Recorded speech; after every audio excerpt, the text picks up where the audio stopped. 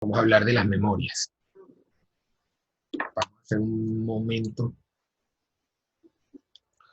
una especie de paréntesis para explicar las memorias, para después continuar con las máquinas de estado, porque necesitamos memorias para hacer otro tipo de implementaciones utilizando ROM y contadores.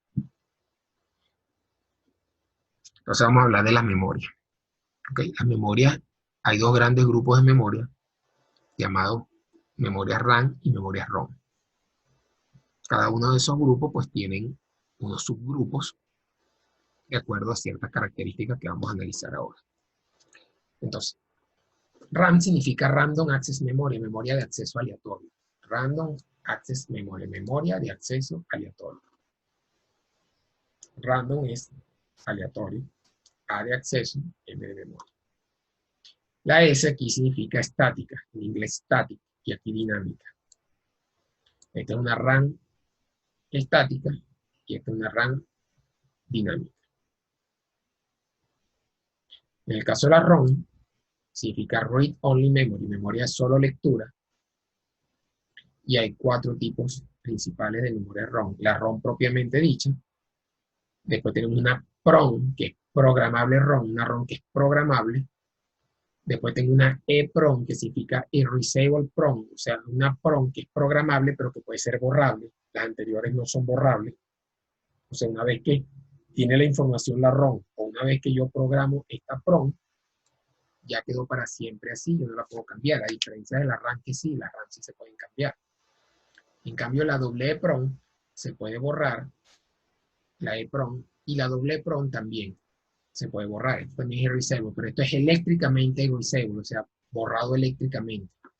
Y esto es con una luz ultravioleta. Ya voy a entrar en detalle en cada una.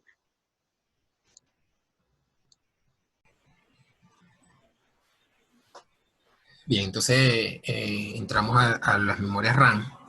Como ya dije, son memorias de acceso aleatorio.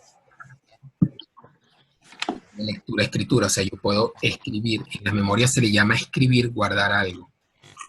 Leer, sacar algo de la memoria. O sea, sacar información es leer la memoria.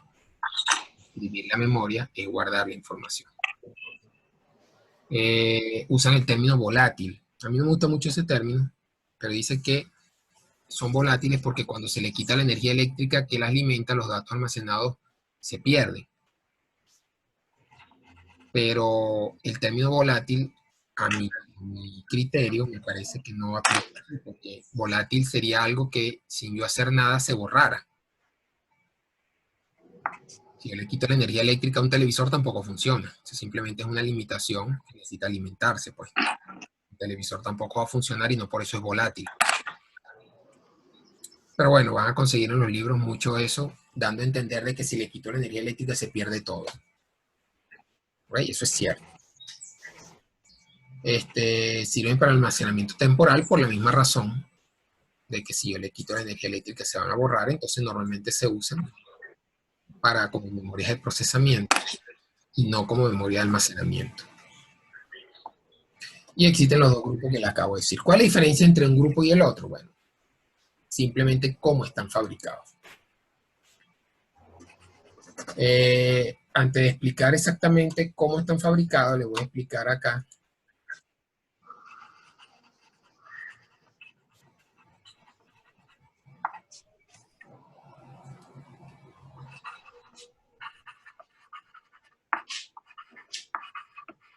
como una memoria. Entonces, si yo tengo la memoria nos la podemos imaginar como ustedes saben los archivadores de una oficina, son gaveteros. Vamos a suponer que una memoria es como si fuese un gavetero, como si fuese ese archivador. Y cada gaveta de ese archivador es lo que se llama una dirección de la memoria. Nos podemos imaginar, la imaginación permite imaginarnos que es un archivador de 1000, 2000, 3000, 10000 gavetas. Porque imaginarse que son 3 gavetas nada más, como son los archivadores, pues es una memoria muy pequeña. La memoria da para imaginarse eso. Imagínense entonces un archivador muy grande que tiene 1000 gavetas. Cada gaveta, entonces, es una dirección. Cuando yo abro la gaveta, estoy haciendo la acción que se llama direccionar. Direccionar es abrir la gaveta.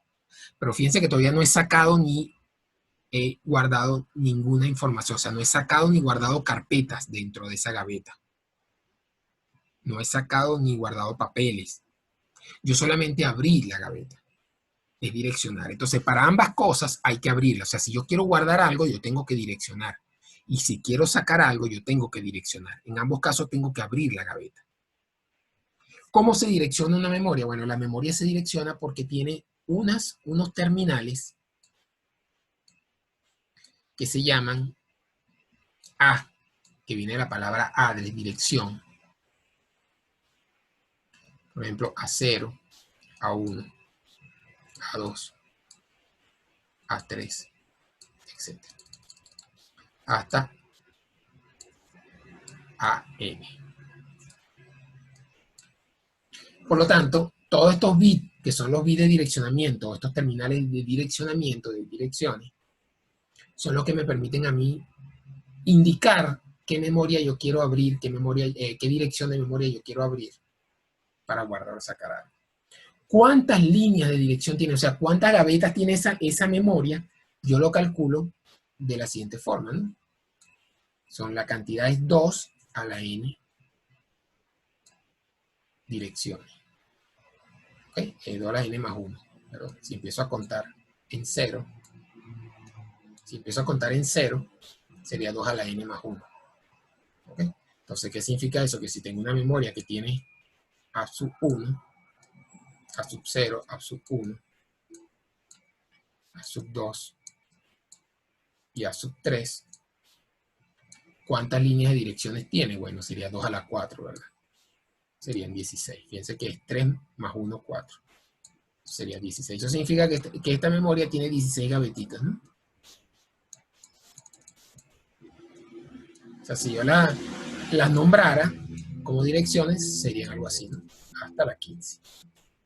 De 0 a 15.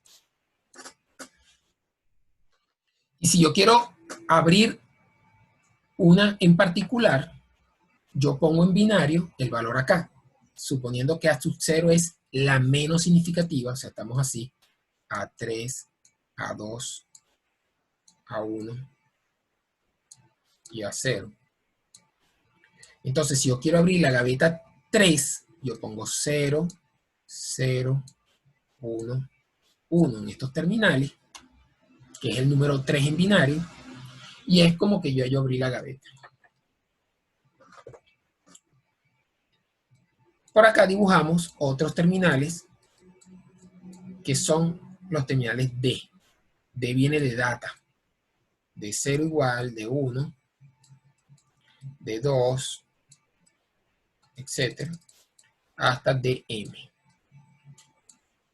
Adviertan acá que no estoy poniendo el mismo subíndice al final. Aquí estoy poniendo N de nada y aquí estoy poniendo M a diferencia, ¿no? Porque no necesariamente son la misma cantidad de terminales A que de B. Pueden ser los mismos, pero pueden ser diferentes. ¿Okay? Porque una cosa es la cantidad de gavetas y la D es la cantidad de datos que tiene cada gaveta. Cada gaveta, ¿cuántos bits tiene? Si yo aquí pongo 8, en este caso que estoy haciendo acá,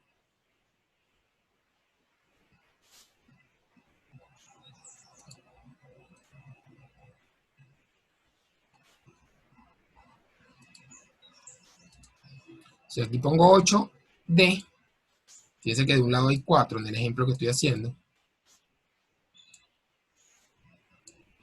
sería de 0, de 1, etcétera, hasta de 7. ¿Qué significa esto? Que yo tengo 16 porciones de memoria, 16 gavetas o 16 líneas de memoria de 8 bits cada una, de 8 datos cada uno, 8 bits de datos.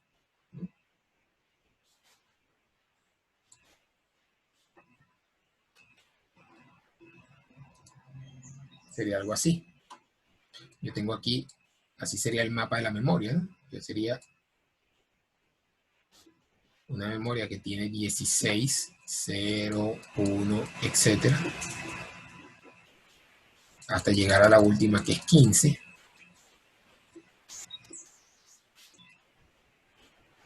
Y cada línea tiene 8 cuadritos para guardar ceros y unos. ¿Okay?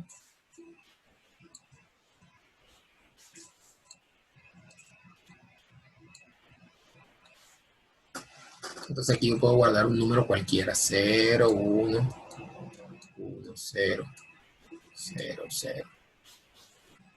Si yo quisiera guardar ese número en la dirección 0, ¿qué tengo que hacer? Entonces aquí pongo el número 0, que es para abrir la gaveta. Aquí pongo el número que quiero guardar, suponiendo que el 0 es el menos significativo. Entonces lo vemos así. Aquí este es el 7, y este es el 0. Entonces vemos así 0, 1, 1, 0, 0, 0, 1, 1. ¿Ves? Y en ese momento le doy aquí a un control que se llama habilitador de escritura. Write Enable. Es negado. Cuando yo ahí le pongo 0 a ese habilitador, automáticamente esta información que está en la entrada, la D, se guarda en la línea 0. Si luego yo agarro y quiero guardar otro dato diferente en otra dirección, pongo otra dirección. Ahora quiero guardar la línea 4, por ejemplo.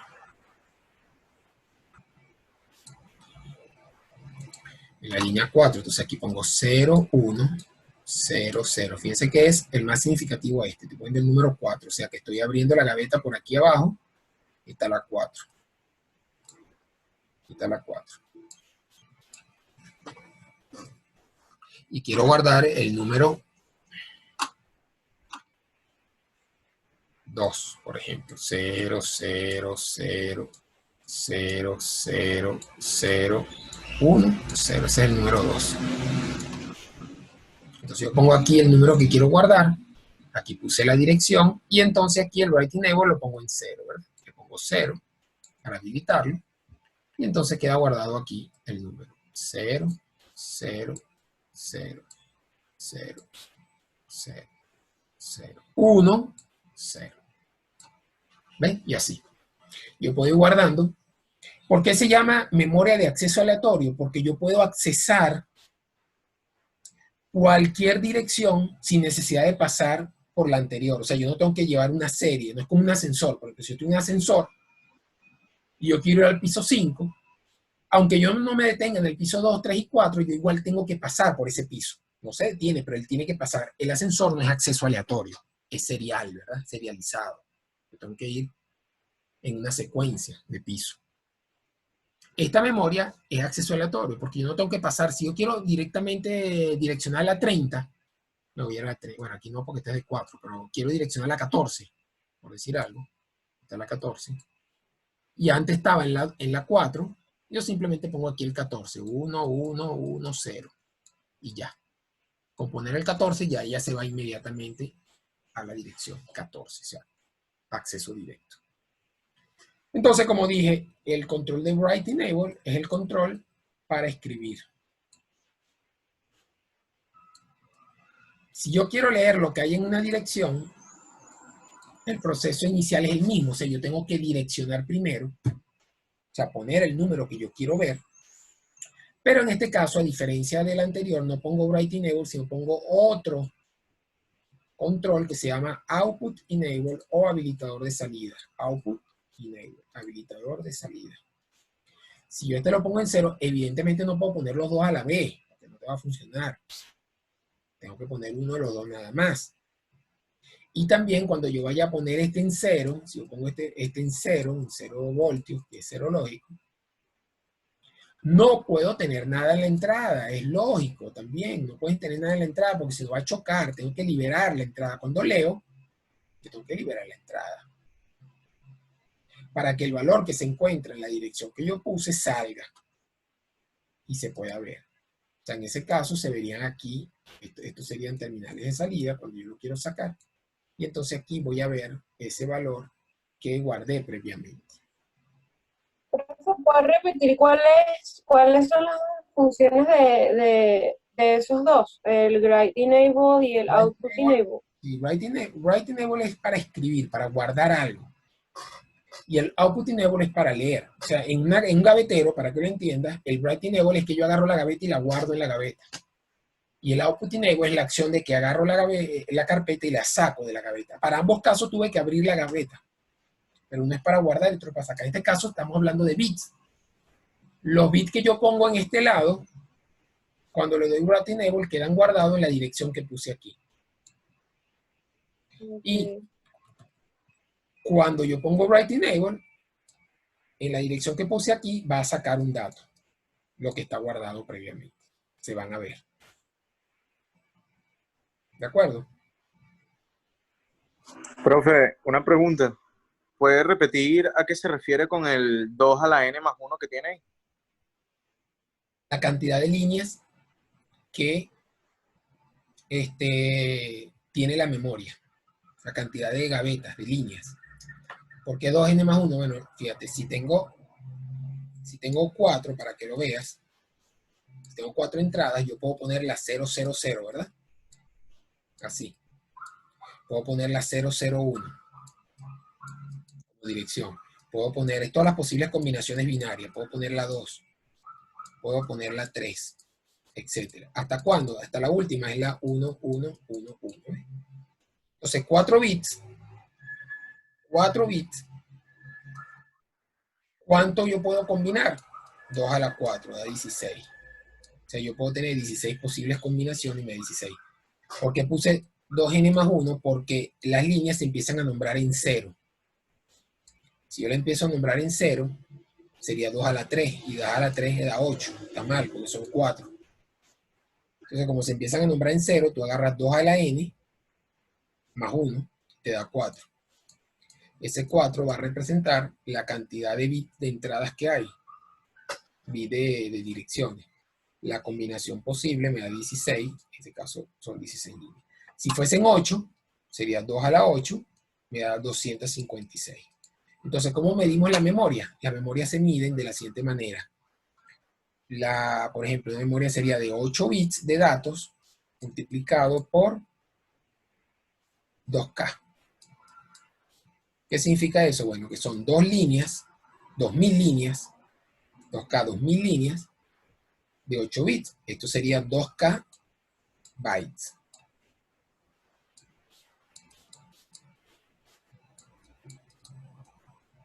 Okay, 2000 bytes. O también algunos sitios la nombran, en este caso sería 16K bits. Puedo almacenar bits. Okay, byte porque es de 8 en 8. ¿Ok? ¿Está claro la respuesta? La pregunta. Sí, gracias, profe.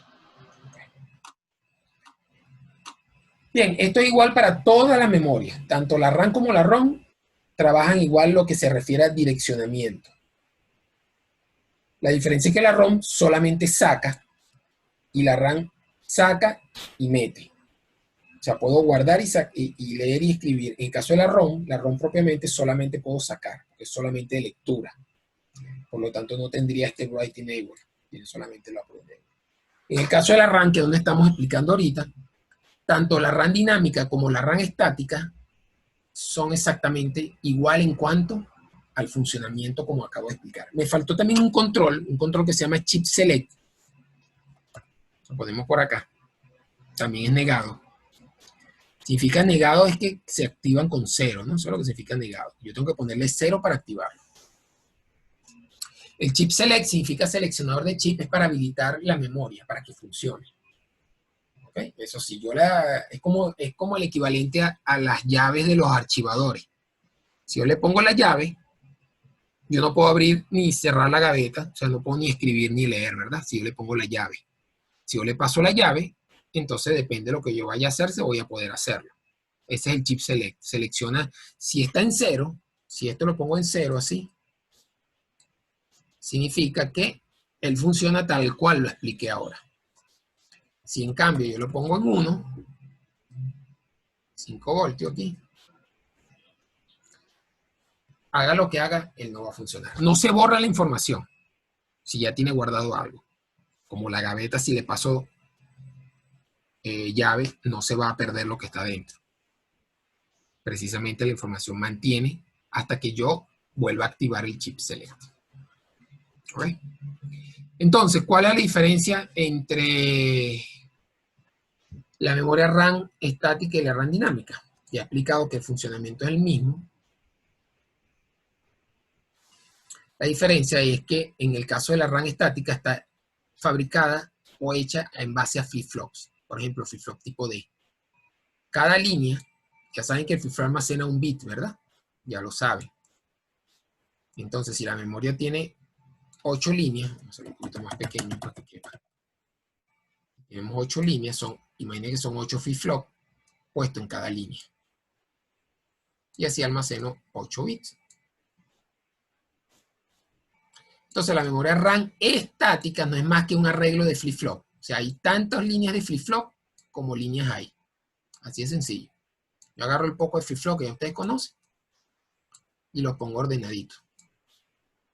Digo, esta es la línea 0, esta es la línea 1 y así sucesivamente hasta, en el caso del ejemplo, la línea 15, si estamos usando un ejemplo de 16 líneas nada más. Evidentemente las memorias son mucho más que 16 líneas. 16 líneas es muy poco, pero es el ejemplo que le está explicando. Entonces, si yo quiero guardar un número, pues lo que hago es activar los flip-flop, todos los clock de los flip-flop, todos los clock, todos los habilitadores están unidos para que yo pueda guardar todo a la misma vez. De cada línea me refiero.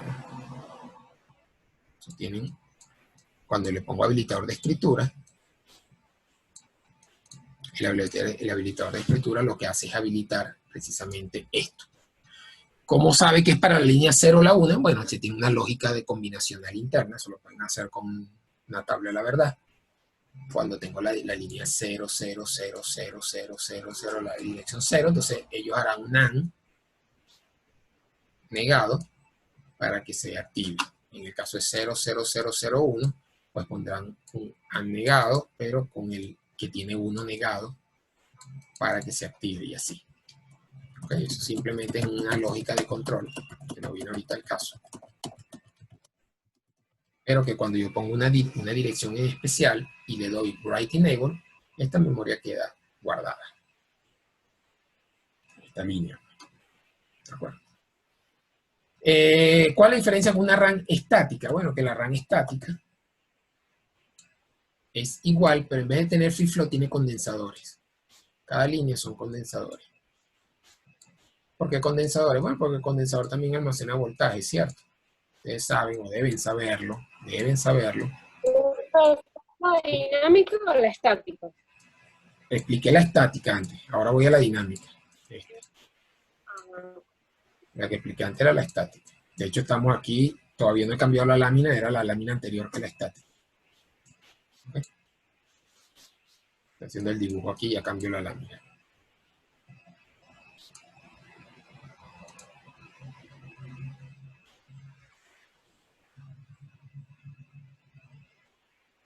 Ahora tenemos la RAM dinámica acá.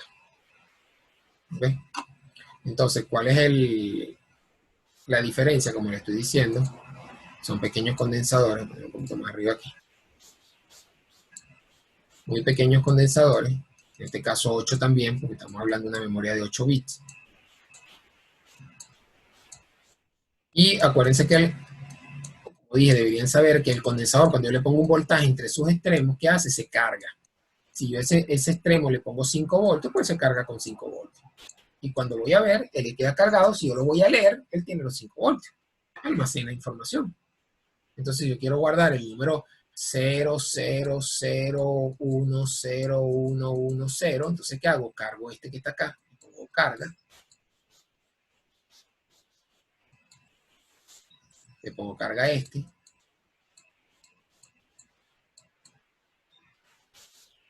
Y le pongo carga a este. Positivo o negativo. Ok, entonces ellos quedan cargados. Y una vez que quedan cargados, mantiene la información, que el concepto de memoria es un dispositivo que almacena información con carácter permanente. Ahora, el caso de esta memoria tiene una limitación, tiene un problema, llamémosle así, que los condensadores se descargan. Porque por más perfecto que sea este dieléctrico que le pongamos acá, acuérdense que el dieléctrico se le llama al material que tienen los condensadores aquí adentro, que es un material mal conductor. ¿Okay? No existen materiales no conductores, sino malos conductores. Todos los materiales conducen algo. Pero en este caso, los fabricantes buscan el peor conductor. Y ese material de peor conductor lo ponen ahí para evitar que los electrones pasen y se mantenga la carga. Porque inclusive el aire es conductor. Entonces, si yo simplemente pongo dos placas paralelas con aire, van a haber electrones que van pasando. Y mientras van pasando electrones, al cabo de un tiempo, simplemente se descargan y perdí la información. Y eso sería una mala memoria, ¿no? Por eso es que hay condensadores, por ejemplo, cerámicos. Cuando dicen un condensador cerámico, ¿qué significa eso? Que el dieléctrico es de cerámica, de material cerámica. Hay condensadores de poliéster. ¿Qué significa eso? Que el dieléctrico es plástico, poliéster. Y así, depende de la tecnología del condensador, pues uno dará mejores resultados que otro, pero nada gratis en ingeniería, pues uno es más caro que el otro. Pues el que da mejor resultado, pues será más caro. Y lo mismo ocurre acá. Entonces, ¿qué pasa? Que aunque sean muy perfectos o muy buenos esos dieléctricos, siempre se va a ir descargando con un tiempo. Entonces, ¿qué hay que hacer? Hay que ir refrescando cada cierto tiempo. O sea, él va verificando cada uno de esos bits y ellos van en 5 voltios, el ratico están en 4, el ratico están en 3,5. Entonces, él verifica con unos comparadores de voltaje. Cuando ese comparador llega a 3,5 voltios, le da otro golpecito de carga y lo vuelve a poner en 5. Y así está. Entonces, está en una forma que sería algo así. El condensador está cargado, se empieza a descargar en una forma así, de acuerdo a la Tau, la constante de descarga, y cuando llega aproximadamente a 3,5 voltios, no debería bajar de 3 porque ya empieza a ser ambiguo. Yo aquí le doy un golpe y vuelve a subir. Y estoy así. Un golpe y vuelve a subir. Entonces él mantiene el voltaje entre el rango válido. Anteriormente había que refrescar la memoria. Hoy en día ya la memoria viene con sus dispositivos internos que se encarga de refrescarse. O sea, para nosotros es transparente el uso de una memoria, es como si fuese una memoria RAM estática. Ahora, ¿por qué se usa una y por qué se usa otra? Bueno, hay varias razones, nada gratis en ingeniería. Pues. En este caso, esta memoria es la que se usa para las computadoras, la memoria RAM dinámica, esta que parece fastidiosa, pero ¿por qué se usa? Porque es mucho más barato que la RAM estática. Un rato largo más barata. Entonces, por eso se usa. También es más lenta, pero es más lenta porque hay que refrescar y además que depende de la constante de carga, cargarla. En el caso de los flip-flop no depende de ningún condensador. Y la fabricación es sumamente fácil. O sea, fabricar un condensador es muy fácil. Son dos pedacitos de metal y ya, con el dieléctrico. Entonces hacer eso en un chip es muy fácil. En cambio, un flip-flop, ya saben lo que es un flip-flop, ya lo vimos. Ahí tiene una cantidad de componentes. O sea, vimos que el flip-flop tipo D no solamente tenía los dos NAND conectados de esta manera, recuérdense, sino que además después tenía otro NAND aquí. Y después tiene un habilitador. Y después él tenía uno para acá y después tenía otro para acá. Y más o menos haciéndole el esquema. Y esto hablando de compuerta. Ahora, cada compuerta tiene, como es TTL, TTL significa transitor, TTL significa transitor lógico, una lógica que tiene dos transitores, o sea que cada compuerta de esta tiene dos transitores, y además tiene un negador aquí adelante, negador, o sea que cada negador también tiene dos transitores. Entonces estamos hablando de 4 por 4, 16 transitores, más sus respectivos resistencias, si tiene resistencia o algún que otro condensador. Entonces esto lo hace mucho más cara y más complicada de fabricar. En cambio, esto solamente son dos plaquitas paralelas de metal, conductor, evidentemente un metal, y el dieléctrico. Eso es todo. Pero son más lentas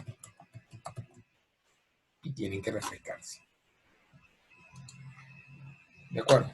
Entonces, ¿cuál es el uso de la memoria RAM dinámica, esta que estoy mostrando? Se usa mucho en las computadoras como memoria principal, la memoria de programa, esa memoria que tiene cuando tú compras una computadora, esa computadora tiene ¿cuántos gigas? Ah, tiene 16 gigas, tiene 4 gigas, la memoria RAM.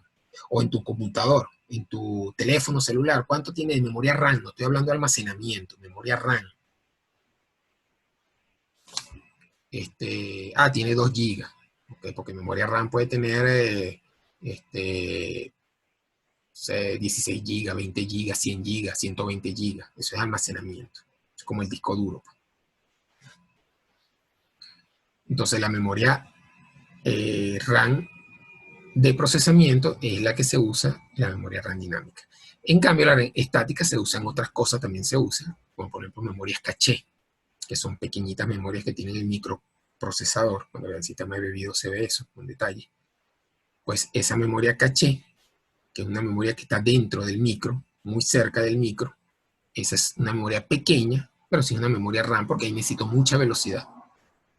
Mucha velocidad, y la memoria RAM es mucho más rápido, la RAM estática, que la RAM dinámica.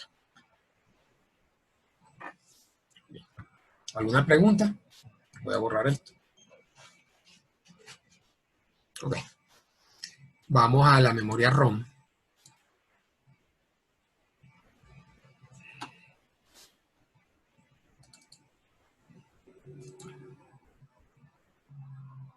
La memoria ROM, entonces, son memorias solo lectura. Bueno, aquí hay unos esquemas de la memoria RAM, como son dibujados. Yo lo dibujé, pero mira, aquí están los flip-flops, aquí está la lógica que les había hablado, de la lógica de control que me permite direccionar una u otra. Son memorias, ven, AND. En el caso, si yo voy a direccionar 0, 0, ¿qué pasa con el 0, 0? Que estas dos son 1, porque aquí están negadas, y aquí sale 1. Entonces este 1 activa este clock, solamente este, junto con el habilitador de entrada, que es un AND también. En cambio, este no, porque al haber aquí un 0, este se convierte en 1. Y este es 0, entonces esto es 0. Entonces solamente se activa este. Bien. Y este es un esquema de una memoria RAM dinámica. Vean aquí los condensadores. Los condensadores simplemente a tierra, y cada uno pues se carga de acuerdo a la dirección que le va a poner. Recordar que vimos la memoria RAM, y la memoria RAM tenían o están configuradas por 2 tipos: la memoria RAM dinámica, la memoria RAM estática, y explicamos que la diferencia entre una y otra es básicamente su estructura interna, cómo está fabricada. Dijimos que la memoria RAM dinámica está hecha a base de condensadores, pequeños condensadores que representan cada uno de los bits que se almacena. Un condensador cargado es un bit que almacena un 1, y un condensador descargado es un bit que almacena 0. En cambio, las memorias RAM estáticas están configuradas a través de flip-flops. Son memorias que tienen cada bit un flip-flop, y el flip-flop almacena 0 o 1. Porque el flip-flop es capaz de almacenar solamente un bit. Entonces hablamos, en general, hablamos de la estructura, cómo está configurada la memoria, que tiene unos terminales llamados A, que significan direcciones. Estos son los terminales de direcciones, ¿okay? Terminales de direcciones.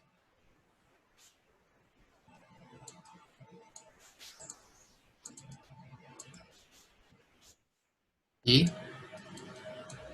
teníamos unos terminales D,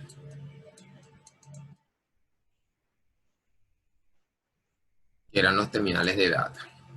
¿Okay?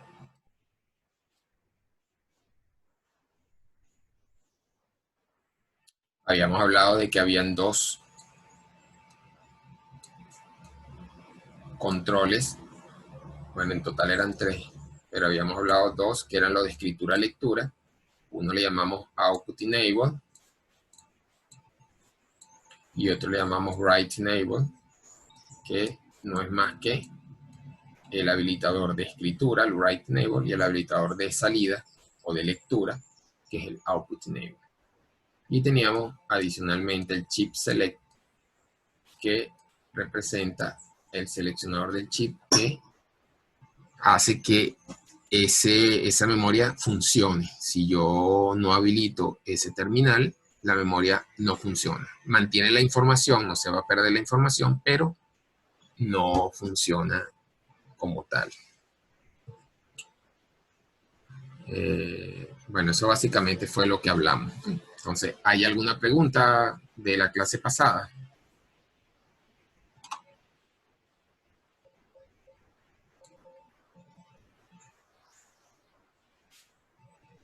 Bien. Entonces vamos a continuar con la memoria ROM. Entonces la memoria ROM, pues el nombre lo dice, son memorias de solo lectura. Las siglas son ROM, es Read Only Memory, memoria de solo lectura. Esa memoria de solo lectura lo que me va es a tener una memoria que no se va a borrar bajo ninguna condición. O sea, si yo le quito el voltaje, no se va a borrar, pero solamente puedo leerla, no puedo escribir en ella. O sea, esa memoria ya viene de fábrica con los valores preestablecidos que el que la solicita se los dio al fabricante, ¿no? O se lo solicitó, valga ahí la redundancia, al fabricante para que hiciera esa memoria con esos valores preestablecidos. O lo que quiero decir es que yo agarro y en una tabla, hablarlo de manera general, yo en una tabla le voy a decir al fabricante, mira, en la línea 0 tú vas a poner el número 20, por ejemplo. En la línea 1 vas a poner el número 45, etc. Entonces, hasta la cantidad que sea. ¿Qué son estos números? Bueno, esos números representarán algo del sistema que tú estás fabricando que requiere ese tipo de memoria, pues, lo que sea. No viene al caso ahora. Pero tú se lo das al fabricante y el fabricante pues genera una máscara de ROM, que es como una especie de molde, por entenderlo de alguna forma, y después que se hace ese molde con esos valores, pues tú empiezas a fabricar miles y miles de memorias con esa información. Una vez que están fabricadas, pues evidentemente no se le puede cambiar nada. Ya están, si tú te equivocaste con un 1, con un 0, que no iban, pues simplemente vas a tener que botar esas memorias porque no la pueden usar para nada. No se pueden recuperar, pues quiero decir. Y esto es rentable cuando yo mando a hacer muchas memorias. O sea, el hecho de mandar a fabricar memorias ROM saldría muy costoso si yo fabrico una o dos, porque el molde puede ser muy costoso, lo que se llama la máscara ROM, hacer todo el proceso. Entonces, no tiene sentido mandar a fabricar memoria si yo lo que necesito son 2, 3 o 4. Entonces, cuando se utilizan las memorias ROM, cuando requieren miles, millones de memorias para un sistema que sabes que se va a vender mucho o que tiene mucha demanda, para abaratar costos, entonces se utilizan las memorias ROM.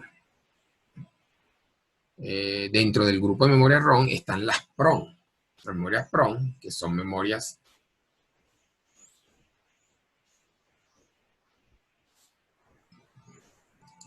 de solo lectura también, pero la P significa programable. En este caso, la memoria sí la puedo comprar borrada.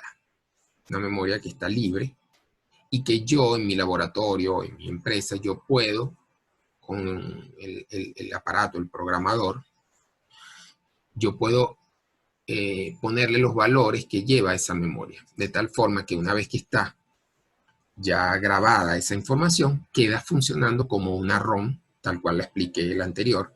O sea, es una memoria que no se va a borrar bajo ninguna condición. O sea, yo le quito la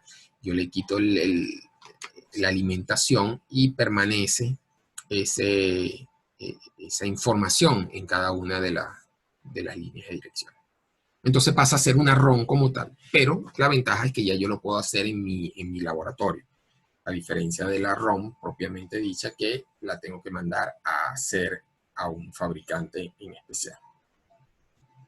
Evidentemente esta PROM es más costosa por unidad que la memoria ROM. O sea, supongamos que la memoria ROM cuesta cada unidad 2 centavos de dólar, por decir algo. Esta podría costar como 10 centavos, ¿no?, de dólar. Estoy diciendo simplemente una relación, ¿no? No son precios absolutos, no sé de memoria los precios absolutos. Pero lo que quiero decir es que es más cara, evidentemente, pero recuerden que aquí yo tengo que hacer todo un proceso de fabricación que incluye una máscara de ROM, que es costosa, y que esa primera inversión, si voy a hacer 2 o 3, no sé, imagínense que una primera inversión puede costar $1,000 o $2,000. La inversión de mandar a fabricarla, el molde ese llamado máscara de ROM y todo el proceso de fabricación puede costar, imagínate que cuesta $1,000 y yo mando a hacer solamente 5 memorias. Entonces sí, las 5 memorias van a costar 2 centavos cada una, pero los $1,000 que tuviste que pagar como costo se lo tienes que poner a esa memoria. Entonces cada memoria, imagínate, me va a costar $200 con 2 centavos. Es sumamente costoso precisamente porque estoy en pocas cantidades. Entonces en ese caso yo prefiero comprar una PROM que me cuesta 10 centavos de dólar porque nada más necesito 4 y 5. Ahora, si yo necesitaría 1,000,000 de memoria, entonces los $1,000 yo lo voy a dividir entre el 1,000,000 de memoria y ahí sí, lo que cuesta esa primera inversión se va a diluir entre las millones y eso van a ser centavos. Y va al final a costar más barato comprar por unidad la memoria ROM. Entonces, es importante saber que en esta memoria PROM, una vez que yo la quemé es, ya le voy a explicar por qué se le dice quemar, es programar. Una vez que está programada, ya yo no puedo modificarla, ya queda definitivamente con esa información y si me equivoqué haciéndolo, evidentemente la tengo que botar, no puedo hacer nada con eso. ¿Por qué se llama quemar? Quemar la memoria, porque se le dice el término yo voy a quemar la memoria en vez de programar. Bueno, porque internamente la memoria tiene como una especie de fusible, ¿okay?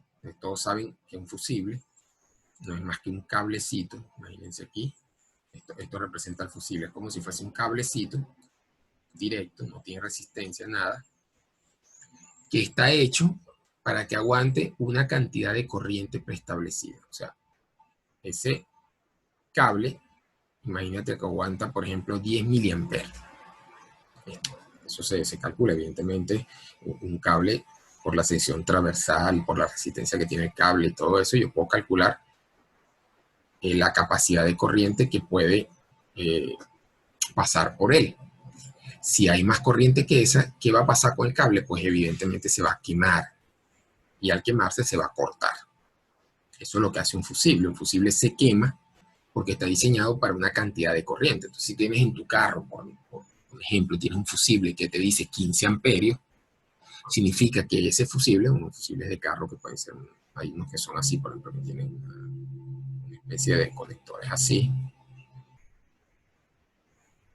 algunos lo habrán visto.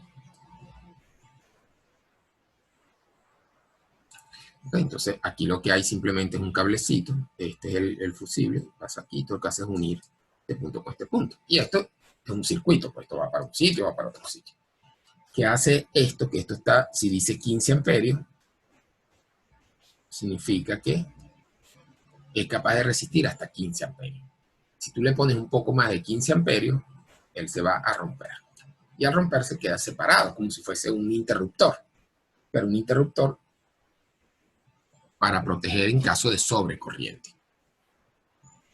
La mayoría de las veces se piensa que es para proteger el equipo. Bueno, sí, él puede proteger el equipo, pero básicamente la razón verdadera de que a un sistema se le ponga un fusible es para proteger al ser humano contra posibles incendios que pueda generarse por un cortocircuito dentro del equipo. Si el equipo genera un cortocircuito y yo no despego la corriente del alimentador, él sigue generando calor y muchas veces los circuitos tienen componentes que son inflamables, plásticos, papeles, diferentes componentes que pueden generar incendios. Y ese incendio pues puede generar a su vez muertes o daños a personas. Entonces el fusible como principal razón es para proteger al ser humano. Luego, si protege el equipo, está bien, pero eso es un plus, es un adicional, la protección al equipo. Porque muchas veces los componentes son más rápidos, como un transitor que está aquí, por dar un ejemplo, si yo pongo un transitor acá, ¿no? Y este transitor generalmente es más rápido que el fusible. O sea, el transistor se va a quemar antes de que se queme el fusible. Entonces, bueno, pero si se protegió el equipo, perfecto. Pero la principal razón es la protección del ser humano. ¿Ves?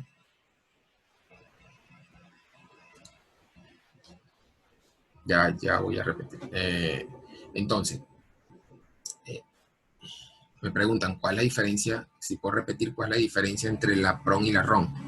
La diferencia es que la PROM yo la puedo programar una vez yo en mi laboratorio a través de un dispositivo. Yo pongo la memoria y la puedo quemar, la puedo programar, le puedo poner yo mismo los valores, no tengo que ir al fabricante de chip. En el caso de la ROM es el fabricante el que la hace de cero. Yo no la puedo comprar en una tienda, yo no puedo ir a una tienda de componentes electrónicos y decirle, dame una ROM para yo programarla. No, la ROM ya viene de fábrica con todos los valores, se hace en el proceso de fabricación. En cambio, la PROM, que significa programable, yo sí puedo ir a una tienda a comprarla, una tienda de repuestos electrónicos, de componentes electrónicos. Yo puedo ir a comprar una PROM y programarla en mi laboratorio. Una vez que está programada, en cuanto al concepto y a la característica de funcionamiento es igual, la PROM y la ROM. Una vez que está programada es igual el funcionamiento, pero internamente está hecha de una forma diferente para poder hacer la programación en mi laboratorio. Entonces, fíjense, estoy explicando cómo es eso, cómo está fabricada internamente, y por eso estoy hablando del fusible. Entonces, ya he entendido lo que es un fusible, para los que no sabían lo que era el fusible. Entonces, vamos a ver por qué hablo de fusible, porque en el caso de cada bit de la memoria, es un fusible conectado de esta manera aproximadamente, así, el dibujo más o menos así. Fíjense, yo aquí tengo una resistencia a la referencia, a lo que le llaman la tierra, la referencia. Aquí tenemos el voltaje de funcionamiento, supongamos que trabaja 5 voltios. Y esta es la salida, pues. Por cierto, el funcionamiento de todas las ROM es igual que la RAM. Aquí tenemos la línea de direcciones. Aquí tenemos la línea de datos. Lo único que las líneas de datos se llaman O por salida, out, en vez de D, data, que solamente es salida como concepto. Y en el caso de la ROM solamente tenemos el output enable, habilitador de salida, y el chip select. No tenemos el habilitador de escritura, evidentemente, porque es un dispositivo que es solamente de lectura. Okay, entonces esto, digamos que este es el O o N, cualquier O, A1. Entonces fíjense bien, cuando yo compro la memoria, esto está así, cada bit, cada uno de los bits de las líneas de direcciones, a lo que se almacena, viene así. Si ustedes ven, como dije, este fusible es un cable simplemente, un cable, estos 5 voltios están acá. Un cable es como una extensión. Si tú conectas una extensión, cuando tú vas a conectar algo que no llega a la toma de la pared, tú pones una extensión. ¿Qué hace la extensión? Hace que los 5 voltios, los 120 voltios que estén en la pared están al final del cable. Es lo mismo. Bueno, aquí pasa exactamente lo mismo. Esto es como si fuese, para que lo entiendan, este punto de 5 voltios está aquí. Es lo mismo 5 voltios. Por lo tanto, en la salida estamos sacando el llamado 1 lógico, que es la representación de 5 voltios. Acuérdense todavía los que están un poco despistados en ese aspecto, que en la lógica binaria digital que estamos estudiando, básicamente el voltaje llamado el voltaje de TTL, que es la tecnología TTL, utiliza los 5 voltios para representar el 1 de la lógica, y el 0 voltios para representar el 0 de la lógica. Ya eso debería estar claro a esta altura, pero lo recuerdo por si hay algún tipo de duda todavía con eso. Entonces, fíjense, cuando yo compro la memoria, entonces estos 5 voltios, si ustedes ven aquí hay una especie de malla, donde estos 5 voltios caen a través de esta resistencia, 0. Aquí esto está abierto, por aquí no hay corriente. La corriente es 0, porque esto está abierto. Así que cuando yo tengo una salida, esa salida de voltaje consume muy poca corriente. Por lo tanto, es como si fuese 0. En realidad viene por acá la corriente y se va para acá.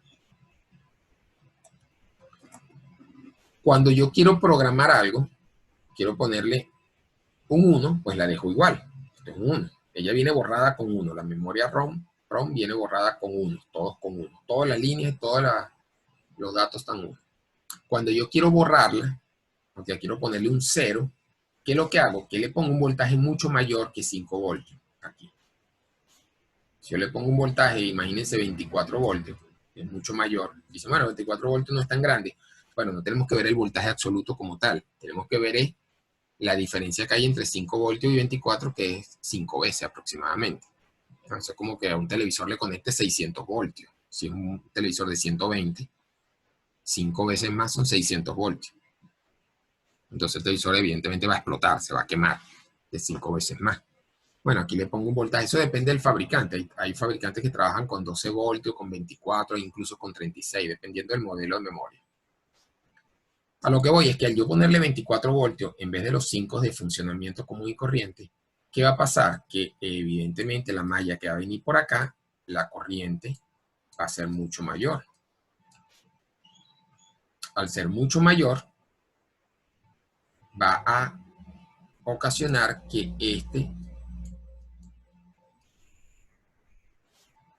esa especie de fusible se queme. Al quemarse queda abierto. Al quedar abierto, cuando yo voy a ya yo le quito los 24 voltios y la conecto normal a los 5 voltios de funcionamiento. Pero ¿qué va a pasar ahora al conectarlo a los 5 voltios de funcionamiento? Que esos 5 voltios que antes pasaban por acá, ya no pasa la corriente y es igual a 0. Porque está abierto, no hay voltaje. Al no haber voltaje, estos 0 voltios que están acá, ahora se ven acá. Y por lo tanto, aquí vemos un 0. Así es como funciona la memoria PROM.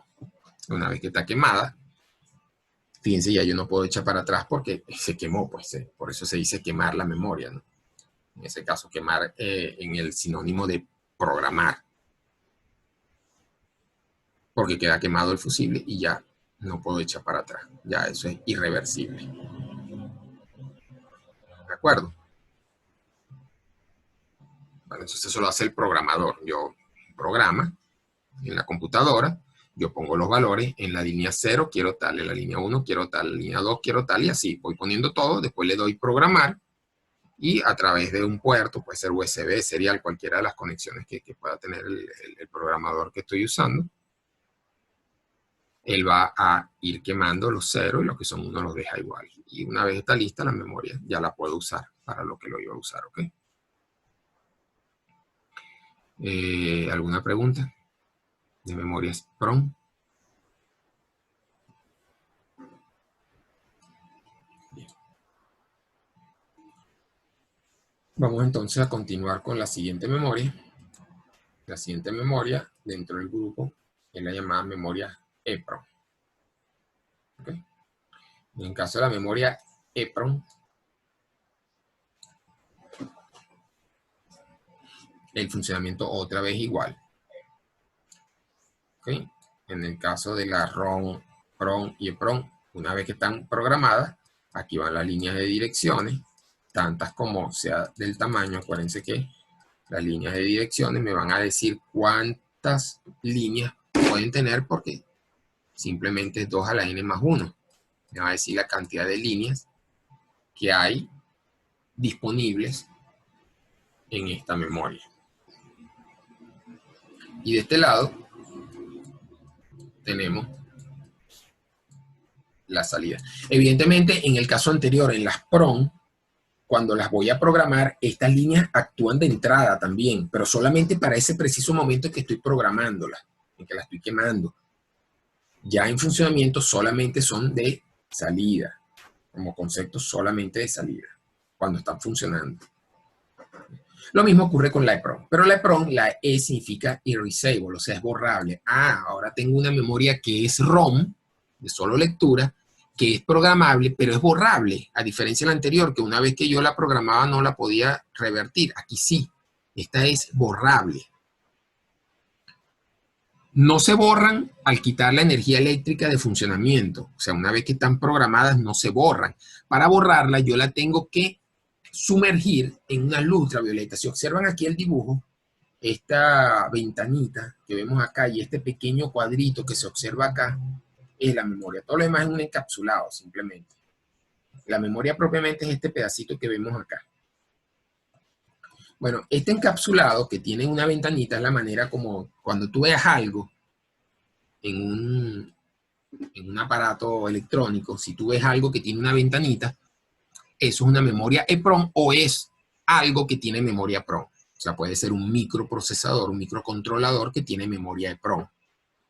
Pero la característica es esa, ver esa ventanita, porque yo a través de esa ventanita lo sumerjo en luz ultravioleta, la luz esa que o se le llama mal llamada luz negra, que se usa incluso para ver si los billetes son falsos. Se sumerge en una luz que es muy color muy cerca al rango de ultravioleta. No llega a ultravioleta porque es visible, pero se le llama luz ultravioleta porque está en el rango de ultravioleta y violeta, por ahí. Bueno, se sumerge en luz ultravioleta durante 5 o 10 minutos y esa memoria, por el efecto fotoeléctrico, se borra. Queda otra vez toda en 1. Acuérdense que el borrado es todo en 1, no en 0, es toda en 1. Entonces, el efecto fotoeléctrico es el efecto, es una propiedad que tiene la materia que cuando yo le incido luz sobre ciertos materiales, esa luz hace que exista una corriente diferente de cero, o sea, que exista una corriente, me refiero. Cuando emita luz con algunos materiales, empieza a emitir electrones y la emisión de electrones o el movimiento de electrones, pues es una corriente eléctrica. Eso, bueno, fue descubierto por Einstein y de hecho es lo que le dio el premio Nobel de la Física. La gente confunde muchas veces de que el premio Nobel de la Física a Einstein se lo dieron por el descubrimiento o el planteamiento de la teoría de la relatividad. Pues no. En realidad el premio Nobel se lo dan a Einstein por el descubrimiento del efecto fotoeléctrico. Gracias a este efecto es que existen, por ejemplo, las celdas solares, la energía solar. Porque la luz del sol que incide sobre algunos materiales que son susceptibles a eso, pues gracias a eso, a esa propiedad, hace que los electrones se muevan y tú puedes agarrar esos electrones, cargar una batería y ahí tienes la energía solar cargando una batería. Bien, entonces gracias a este efecto, llamado efecto fotoeléctrico, entonces tenemos esta memoria que puedo yo borrar y igual que antes, pues yo la programo con un voltaje de programación especial para poner la información. Si me equivoqué, pues la puedo borrar otra vez y volverla a programar o a quemar. Incluso se usa el nombre de quemar, aunque aquí en realidad no se está quemando. ¿Para qué se usan estas memorias? Bueno, evidentemente que son más costosas, o mucho más costosas que la PROM.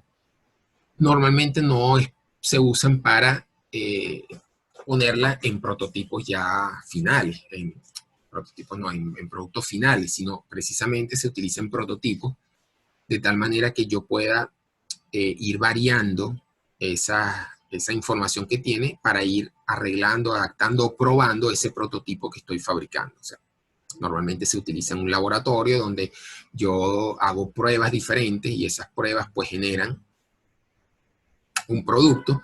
Ese producto se le hace todas las pruebas de campos necesarias y si requiere un ajuste yo no tengo que botar la memoria, simplemente la vuelvo a programar y así varias veces. puede estar programada 10.000 veces, 5.000 veces, eso es lo que, la cantidad, generalmente se queman primero antes que se degradan, porque tiene un tiempo de degradación por el uso, pero es muy largo.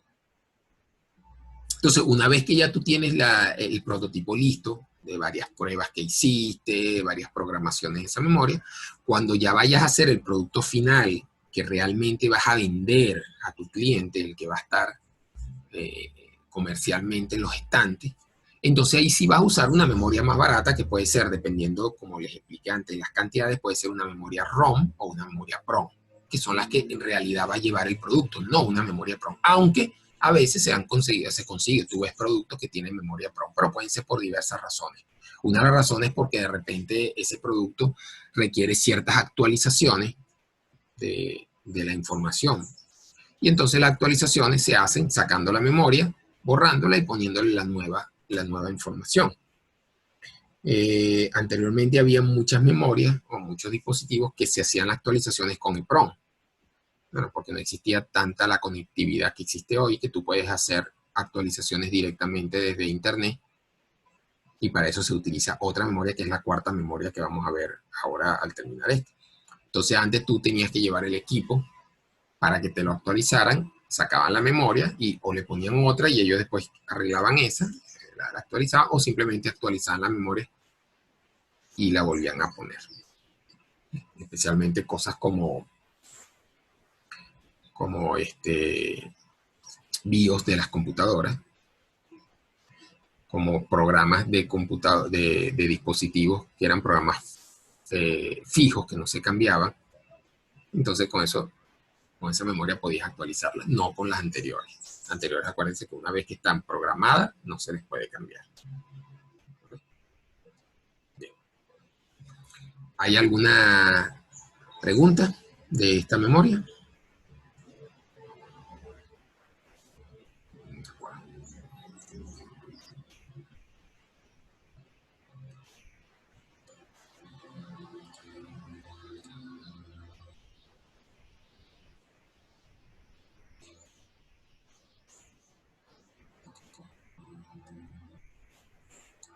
Ok. Y el cuarto grupo de memorias, dentro del grupo de memorias ROM, tenemos la EEPROM. La EEPROM, las siglas significan eléctricamente borrable, o sea, Electrical Erasable PROM. O sea, que es una ROM, o sea, una memoria de solo lectura, programable y borrable eléctricamente. Ya yo no tengo que sacar la memoria y sumergirla en luz ultravioleta, como en el caso de la EEPROM, sino que simplemente esta memoria yo la puedo reprogramar encima. Yo la vuelvo a programar y ya se vuelve a grabar. ¿Okay? Es como los pendrive. Los pendrive son unas memorias EEPROM, que son eléctricamente borrables. Fíjense que yo desconecto el pendrive y el pendrive no va a perder la información, a menos que se dañe el pendrive, pero como tal, le está desconectado, no tiene ninguna fuente de alimentación. Sin embargo, mantiene esa información o esos datos que tiene programado previamente, aunque no tenga alimentación eléctrica, aunque no esté conectado. Si yo voy a cambiar la información, simplemente vuelvo a escribir encima y se vuelve a escribir. Entonces, igual funciona igual, pero simplemente tengo la posibilidad de volver a escribir. Es como si fuese en una RAM, o sea, digamos, tiene el beneficio de la RAM que habíamos hablado, la RAM que podíamos escribir cuantas veces quisiéramos, pero con la ventaja de que no se borra. No se borra por no existir alimentación, me refiero. O sea, tú la puedes borrar a mano, pero no se borra sola. El funcionamiento es exactamente lo mismo. Tenemos igual las conexiones de address, todas las necesarias, y las conexiones de output, con la salvedad que le dije antes, que cuando van a ser programadas, estas mismas líneas de salida pasan a ser líneas de entrada solamente en el momento que son programadas. ¿Okay? Tiene también el output enable y tiene el chip select.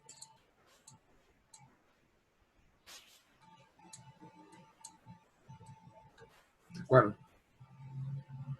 De resto, el funcionamiento es exactamente lo mismo. ¿Cómo funcionan esto? Bueno, funcionan por el llamado efecto fotoeléctrico. Fotoeléctrico, el anterior, disculpe, por el efecto túnel, ¿okay? Que son unas propiedades físicas para estudiar eso, pues hay que estudiar electrónica del estado sólido, algo que se escapa de este curso. Pero, bueno, proceso que permite que se almacenen ciertos electrones en un sentido y en otro, y eso me permite guardar un 0 y un 1 de la misma manera que las memorias anteriores. Con este tipo de memorias, pues se están haciendo ya discos duros, a diferencia de los discos duros magnéticos, se están haciendo discos duros que hacen que sean más versátiles, hacen que duren más, no tienen mecanismos, no tienen partes mecánicas, que son muchas veces las que fallan en los discos duros tradicionales magnéticos, pero todavía pues son, digamos, relativamente costosos en comparación con discos duros magnéticos. ¿Cuándo usar una, cuándo usar otra? Bueno, va a depender de la aplicación que tú vayas a hacer. Como les dije, la memoria, por ejemplo, la memoria EPROM se utiliza básicamente para prototipos, y las memorias ROM y PROM se utilizan para productos finales, dependiendo de las cantidades. Pues una es más barata que la otra, pero en escala, grandes cantidades. Y esta memoria específicamente yo la voy a usar cuando necesito guardar información que no se debe borrar. Por ejemplo, si yo quisiera guardar una contraseña en un sistema como un teléfono, el teléfono, por ejemplo, tiene una doble EPROM para guardar algunas cosas, como son aplicaciones, como son contraseñas, porque fíjate que yo le quito la pila al teléfono o se descarga totalmente y las aplicaciones, sistemas operativos y contraseñas no se borran. Sin embargo, lo último que estaba haciendo, o sea, lo que estaba en pantalla, sí se borra si yo le desconecto completamente la alimentación, o sea, le desconecto la pila. Sí se borra lo que se estaba procesando, lo que estaba en la pantalla, lo último que tenía, porque eso sí está en memoria RAM. Entonces, esas cosas que yo necesito guardar donde no se debe borrar en caso de que se vaya la energía eléctrica, pues donde debo usar la doble PROM. No tiene sentido, por ejemplo, guardar una contraseña en memoria RAM, porque entonces el que quiere romper la contraseña porque quiere entrar al sistema, pues simplemente que tonta la situación, desconecto, dejo que se descargue el dispositivo completamente y lo vuelvo a conectar y voy a tener entrada libre porque se borró la memoria. Aparece la memoria 0000. La contraseña 0000, no tiene ningún sentido guardar entonces una contraseña en memoria RAM. Tampoco tiene sentido guardar una contraseña en memoria PROM o ROM, porque entonces viene de fábrica o viene ya del dispositivo con esa contraseña. Estoy dando el ejemplo de una contraseña, lo cual no la voy a poder borrar nunca. Entonces, ok, chévere, no se puede borrar y funciona mientras yo la sepa, pero si esa... Ok, entonces estaba diciendo que no tiene... Entonces no tiene sentido que la contraseña esté guardada en memorias ROM y PROM, porque si bien ahí no se va a borrar porque se vaya la alimentación, pero una vez que descubierta esa contraseña, pues evidentemente ya no tiene sentido y no la voy a poder cambiar porque viene de fábrica, programada con ROM o con PROM.